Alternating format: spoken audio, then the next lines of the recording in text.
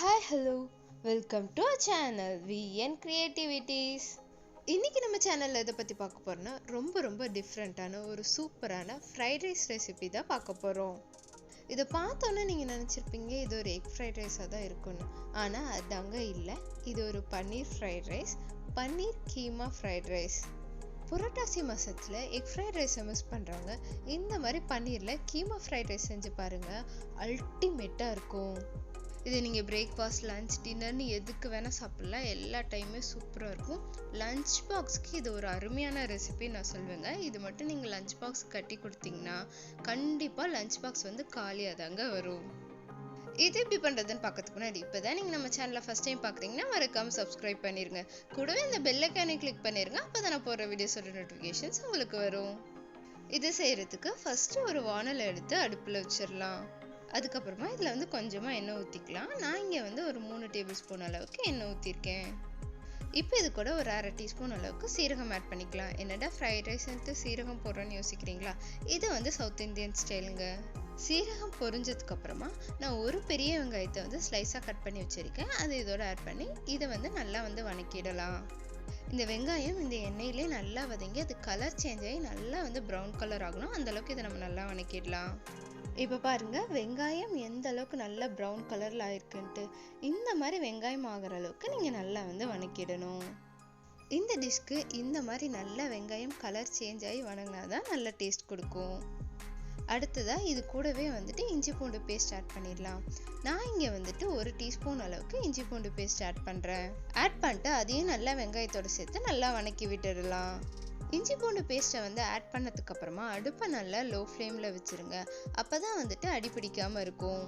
இந்த இஞ்சி பூண்டு பேஸ்ட் நல்லா வந்து வதங்கி அதில் இருக்க பச்சை வாசம் போயிட்டு சைடில் நல்லா எண்ணெய் பிரிஞ்சு வரணும். அந்தளவுக்கு அதை நம்ம நல்லா வதக்கிடணும். அண்ட் இதை நல்லா கைவிடாமல் கிளறிட்டே இருங்க. அப்போ தான் வந்துட்டு அடியில் வந்துட்டு அடி பிடிச்சிடாமல் இருக்கும். இப்போ பாருங்கள் இந்த இஞ்சி பூண்டு பேஸ்ட் நல்லா வதங்கி சைடில் நல்லா எண்ணெய் வர ஆரம்பிச்சிருச்சு. இதோட பச்சை வாசமும் கம்ப்ளீட்டாக போயிடுச்சு. இப்போ இந்த ஸ்டேஜில் வெஜிடபிள்ஸ் வந்து ஆட் பண்ணிக்கலாம்.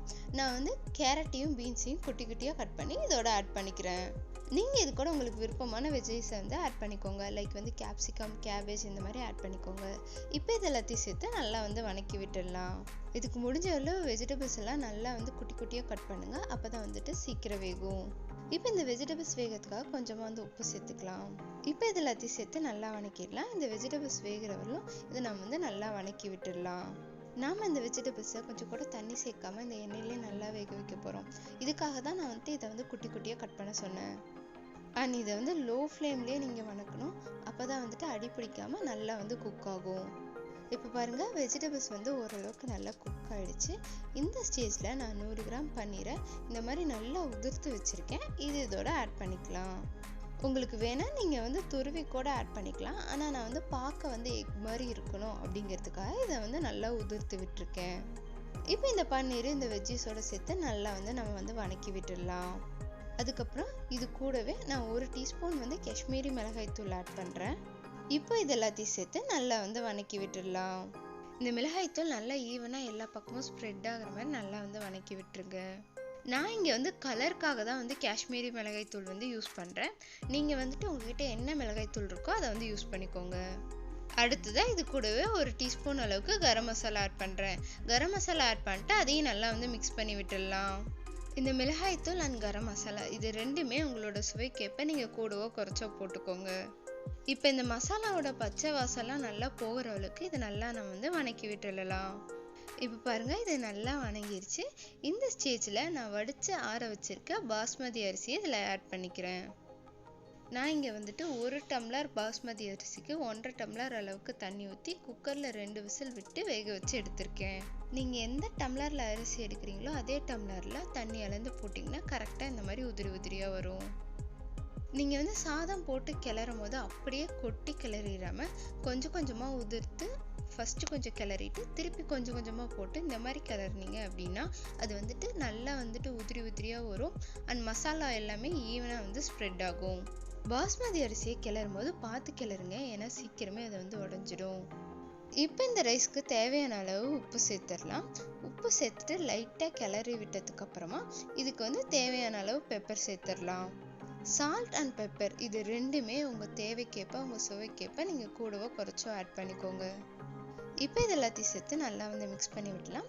மிக்ஸ் பண்ணும் போது பார்த்து மிக்ஸ் பண்ணுங்கள், அரிசி உடஞ்சிராமல் அடியிலேருந்து மேலே எடுத்து நல்லா வந்து மிக்ஸ் பண்ணி விட்டுருங்க. ஒன்ஸ் அடியில் இருக்க சாதம்லாம் மேலே வந்ததுக்கப்புறமா திருப்பி நீங்கள் வந்து உப்பு அண்ட் பெப்பர் போட்டு கிளறி விட்டுருங்க. அப்போ தான் எல்லா சைடும் ஈவனாக பெப்பர் அண்ட் சால்ட் வந்து மிக்ஸ் ஆகும். இந்த ரைஸை மிக்ஸ் பண்ணும்போது நான் வந்து அடுப்பை ஆஃப் பண்ணலைங்க, சிம்மில் வச்சுட்டே தான் மிக்ஸ் பண்ணுறேன். இதுக்கு நீங்கள் மேக்ஸிமம் அடி கனமான வடை சட்டி எடுத்துக்கோங்க. அப்போ தான் வந்துட்டு அடி பிடிச்சிடாமல் தீஞ்சிராமல் இருக்கும். நீங்கள் வந்து அடுப்பை ஆஃப் பண்ணிட்டு ரைஸை மிக்ஸ் பண்ணிங்கன்னா ஆறி போன மாதிரி ஆயிரும் சீக்கிரமே. அது மட்டும் இல்லாமல் சாதம் வந்து சீக்கிரமே நொதன்னு ஆன மாதிரி இருக்கும். இந்த மாதிரி சிம்மில் வச்சுட்டு நம்ம கிளறும் போது வந்துட்டு சாதம் நல்லா சூடாகவே இருக்கும். அண்ட் சீக்கிரமாக அது ஆறி போனாலும் நொதன்னு ஆகாமல் இருக்கும். சில சமயம் நம்ம லஞ்ச் பாக்ஸ்க்கு இந்த மாதிரி சாதம் வந்து கட்டி விடும் போது அது ஒரு மாதிரி வந்து வேர்வை படிஞ்ச மாதிரி ஆயிரும், இல்லைன்னா நொதன்னு ஆன மாதிரி ஆயிரும். அதை வந்து அவாய்ட் பண்ணுறதுக்கு இந்த மாதிரி நீங்கள் வந்து அதை வந்து சூடாகவே, அதாவது சிம்மில் வச்சுட்டு வடசட்டியில் அப்படியே சூடாகவே நீங்கள் கிளறினீங்க அப்படின்னா அதோட மாய்ஸ்சர் எல்லாம் போயிடும். நமக்கு வந்து ரொம்ப நேரம் வந்துட்டு அது நல்லா ஃப்ரெஷ்ஷாக இருக்கும். நீங்கள் இது வந்து சாப்பிட்றீங்க உடனே அப்படின்னா சூடாகவே கொடுங்க. ஒருவேளை நீங்கள் வந்து டிஃபன் பாக்ஸ்க்கு கட்டி கொடுக்குறீங்க அப்படின்னா இதை வந்து ஆற வச்சு அதுக்கப்புறம் டிஃபன் பாக்ஸில் வந்து போட்டு கொடுங்க. பாருங்கள், இப்போ நம்ம ரைஸ் வந்து சூப்பராக வந்து மிக்ஸ் ஆயிடுச்சு. கடைசியாக இது மேலே ஒரு கைப்பிடி அளவுக்கு கொத்தமல்லி வந்து சாப் பண்ணி சேர்த்துக்கலாம். இப்போ இது எல்லாத்தையும் நல்லா மிக்ஸ் பண்ணி விட்டுட்டு ஸ்டவ்வை வந்து ஆஃப் பண்ணிடலாம். அவ்வளோதாங்க, நம்மளோட செம்ம டேஸ்டான சூப்பரான ப்ரோட்டீன் ரிச்சான அசத்தலான பன்னீர் கீமா ஃப்ரைட் ரைஸ் வந்து ரெடி ஆயிடுச்சு. இனி இதை வந்து சர்வ் பண்ணிட வேண்டியதான். இது வந்து டேஸ்டியானது மட்டும் இல்லைங்க, அவ்வளோ ஹெல்த்தியானதும் கூட. ஏன்னா இதில் வந்து ப்ரோட்டீனுக்கு நம்ம வந்துட்டு பன்னீர் சேர்த்துருக்கோம் அண்ட் ஃபைபருக்கு நிறைய வெஜிடபிள்ஸ் சேர்த்துருக்கோம். ஸோ இது வந்து சூப்பர் ஹெல்த்தியான ஃபுட்ங்க. அண்ட் இதில் நம்ம எந்த ஒரு சாஸுமே சேர்க்கல, முழுக்க வீட்டில் இருக்கிற மசாலா வச்சே நம்ம செஞ்சுருக்கோம். அதனால இது வந்து ரொம்பவே ஹெல்த்தியான ஒரு ஃப்ரைட் ரைஸ்ங்க. ஃப்ரைட் ரைஸ்னாலே கண்ட சாஸை ஊற்றி இதில் வந்து சில்லி பவுடரில் முக்கி எடுத்து இந்த மாதிரி நம்ம செஞ்சு கொடுக்காம இந்த மாதிரி ஹெல்த்தியான வெர்ஷனில் செஞ்சு கொடுங்க. குழந்தைங்களுக்கு ரொம்ப ஹெல்த்தியாகவும் இருக்கும், அதே சமயம் இது நல்லா டேஸ்ட்டாக இருக்குன்னு அவங்க சாப்பிடுவாங்க. இது வந்து சவுத் இந்தியன் ஸ்டைலில் இருக்கிறதுனால எப்பயும் ஒரே மாதிரியான ஃப்ரைட் ரைஸ் சாப்பிட்டு சலிச்சு போனவங்களுக்கு இது கொஞ்சம் வித்தியாசமான டேஸ்ட்டில் நல்லாவே இருக்கும்.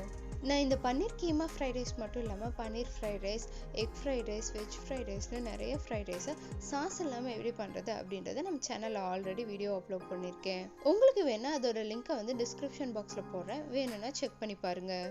இந்த வீடியோவை இன்னைக்கு என்னடா ஹெல்த்தியாக லஞ்ச் பாக்ஸ் பண்ணுறதுன்னு நினைக்கிறவங்களுக்கும் நல்ல ஹெல்த்தியாக அண்ட் டேஸ்டியாக சமைக்கணும்னு நினைக்கிறவங்க ஃப்ரெண்டுக்கும் ஷேர் பண்ணி விடுங்க. அண்ட் நீங்களும் இதை செஞ்சு பார்த்து இது எப்படி வந்திருக்கு அப்படின்றத மறக்காமல் எனக்கு கமெண்ட்டில் சொல்லுங்கள். இந்த வீடியோ பிடிச்சிருந்ததுன்னா லைக் பண்ணுங்கள், ஷேர் பண்ணுங்கள், கமெண்ட் பண்ணுங்கள் அண்ட் மறக்காமல் சப்ஸ்கிரைப் பண்ணிடுங்க. நாளைக்கு இன்னொரு வீடியோவில் பார்க்கலாம். பாய்.